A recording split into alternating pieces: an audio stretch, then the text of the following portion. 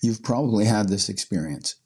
1 week, resisting temptation and following through on your plans feels impossible. The next week, the same situations barely register as challenges. Or you go through a phase where training feels like a battle every day. Then you notice you're cruising along. You're consistent, you're stable, you're in control. What changed? Is it motivation or mood or just the circumstances of life aligning from random chance? Sometimes those are factors. But when you are being systematic and deliberate in your training, the reasons can be far more structural and, as a result, far more empowering. Just as Amdahl's law explains why self-control fails at the bottleneck, check out yesterday's episode for the details, Gustafson's law explains how self-control can be strengthened. And once you understand this, you stop trying to feel ready and start training your capacity like a skill. Hey there, it's me, Core, and you're listening to Exercising Self-Control, from Fitness to Flourishing. Where Amdahl's law focuses on the bottleneck, Gustafson's law focuses on expansion. It says, as your system gains more capacity, you don't just do the same task faster. You take on bigger tasks with the same effort. In other words, when you get stronger, the world feels lighter. This is the exact pattern you see in every domain of growth. In the gym, lift 100 pounds long enough, and 105 pounds becomes possible. In exposure therapy, tolerate mild discomfort long enough, and bigger discomfort becomes manageable. In emotional regulation, handle small stressors consistently, and large ones stop overwhelming you. Self-control follows the same rule. Most people think discipline is about trying harder, but trying harder only works in the short term. Capacity is what works in the long term. Why? Because trying harder equals effort, and capacity equals ability. Effort is like the lowest gear on a bicycle. It's essential for the steep climbs and the initial push from standstill. But your legs can only spin so fast for so long. Ability is what allows you to shift gears, converting that initial momentum into a steady, powerful glide that covers kilometers instead of meters. This is why some people can walk past junk food without a second thought, while others feel like they are wrestling with overpowering compulsions. It comes down to the capacity of each individual. How much internal load can their system handle before it collapses?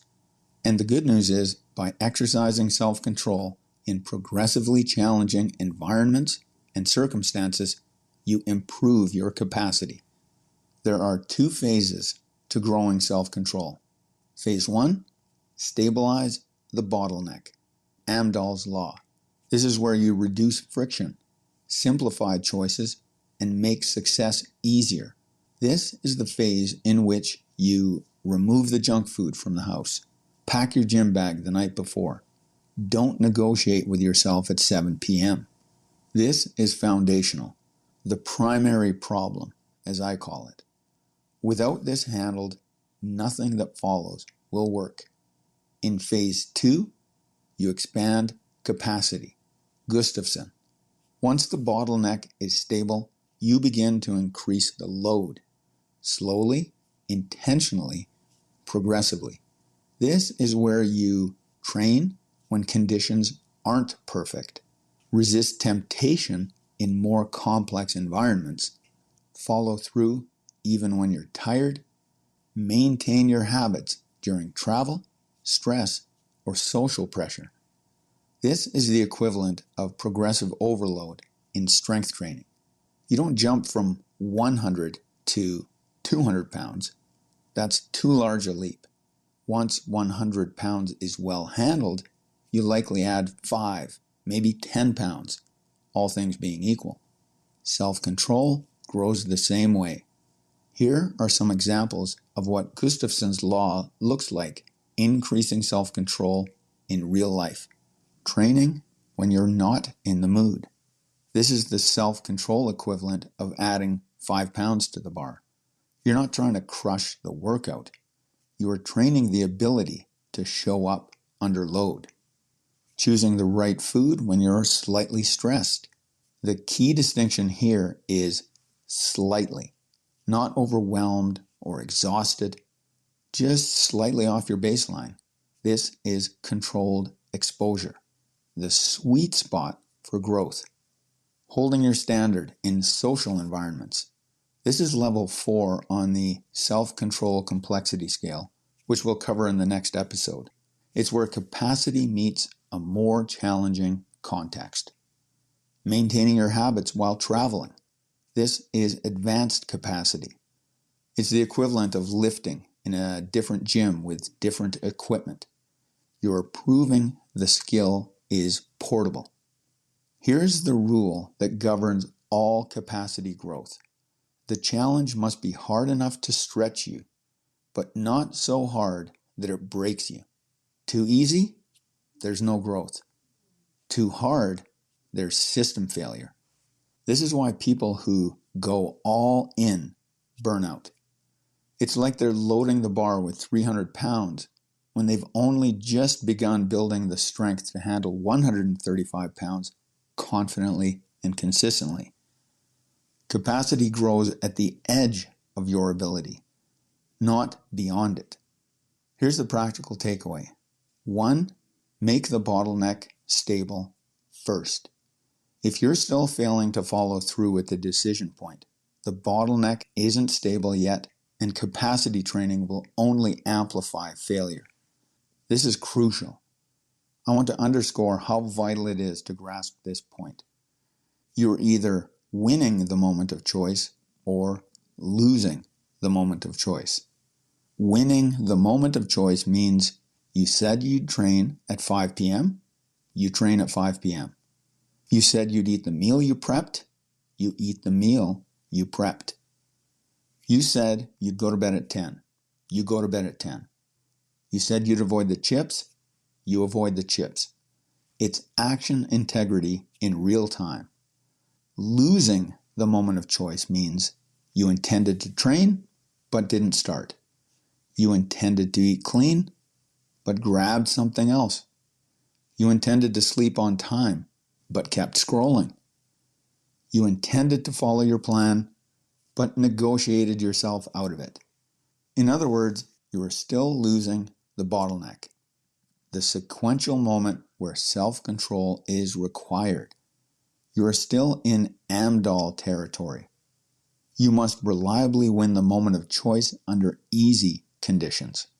Only then can you increase the load and train self-control under harder conditions, which is 2. Increase the load gradually. Add small challenges. Train at a slightly less convenient time. Keep one tempting item in the house, but keep it out of sight. Do a shorter workout instead of skipping entirely. Practice the 2-second decision when you are mildly stressed. The 2-second decision, which we'll cover in part 3, is simple. When the moment of choice occurs, you act within 2 seconds.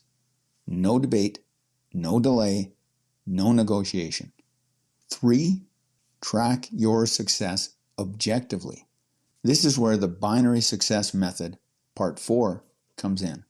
Capacity grows when you can consistently say, yes, I did what I said I would do when you face slightly harder conditions. 4, respect the limits of your system. If you are exhausted, overwhelmed, or depleted, you're not in a growth window. You're in a protection window. This is where Amdahl's law returns. Reduce the bottleneck. Simplify the environment. Protect the streak. You now understand the 2 laws that govern self-control. Amdahl's law, why self-control fails, and Gustafson's law, how self-control grows. In part 3, we'll turn these concepts into a practical progression model with the self-control complexity scale. This is a 5-level system that shows you exactly how to increase the load of your environment without overwhelming your capacity. This is where the architecture becomes actionable. Want to apply ideas like this? Join the ACT Score Challenge. Stack days, strengthen your follow-through. The link is in the show notes. That's it for today. Catch you next time.